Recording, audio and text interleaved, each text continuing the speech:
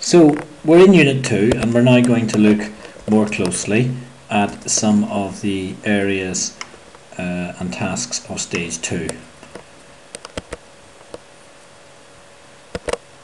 Now we're going to focus especially on Step 1 here, which is really about identifying the project solution in terms of a series of outputs which guarantee the desired results.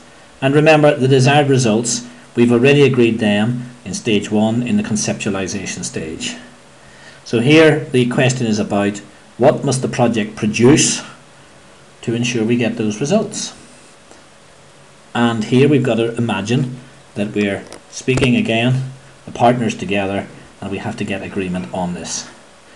Now the logic, of course, as you've seen before, of any project is that we begin with some kind of problem in our various territories or organizations. We focus on a certain dimension of those problems as the topic of our interregional cooperation, and then in column 3 we have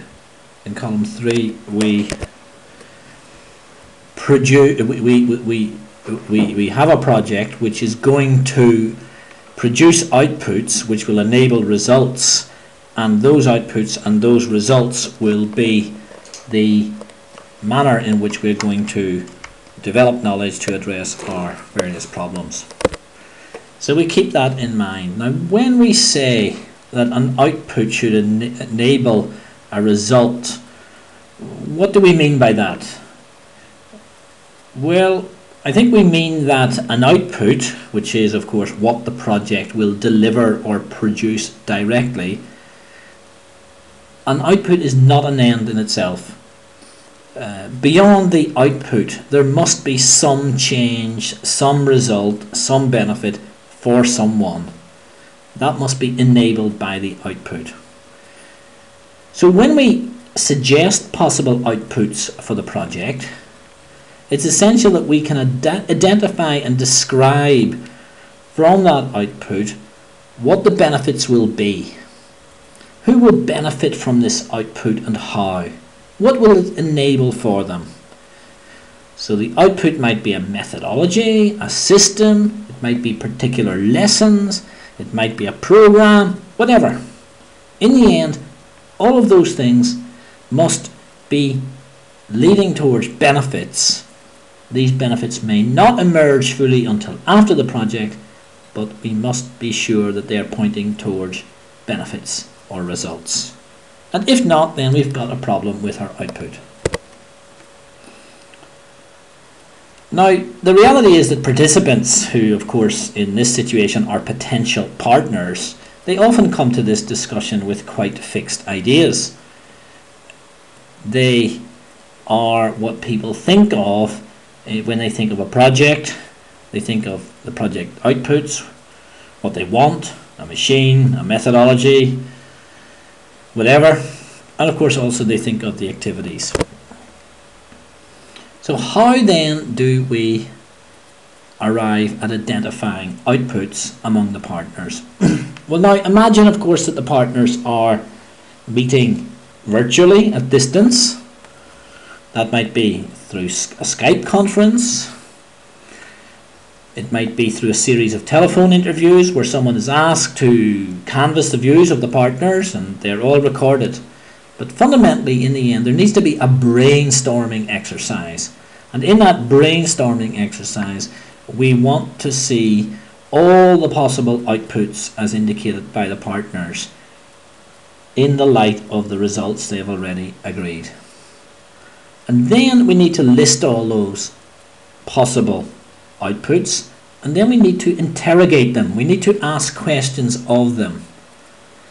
And there are several questions.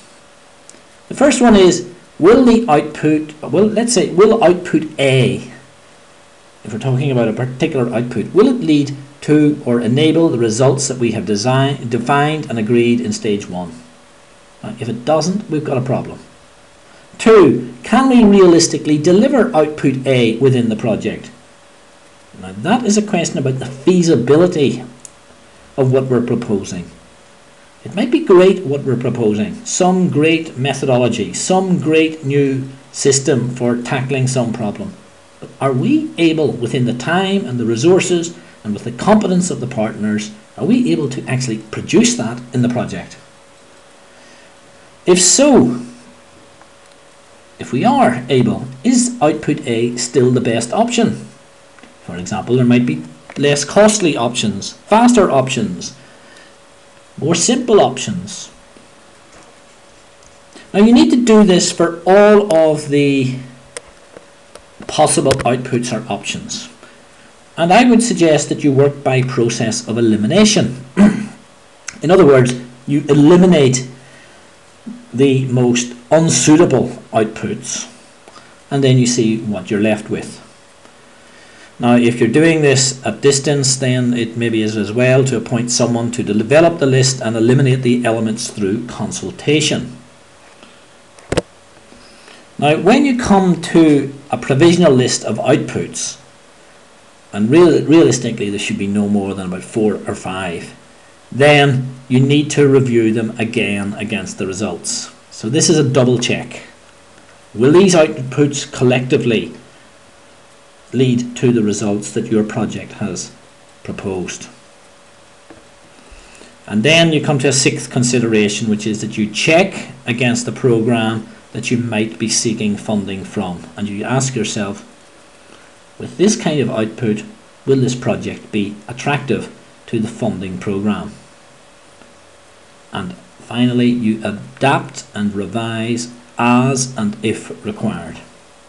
That is how you arrive at appropriate outputs which lead to the results you have already set.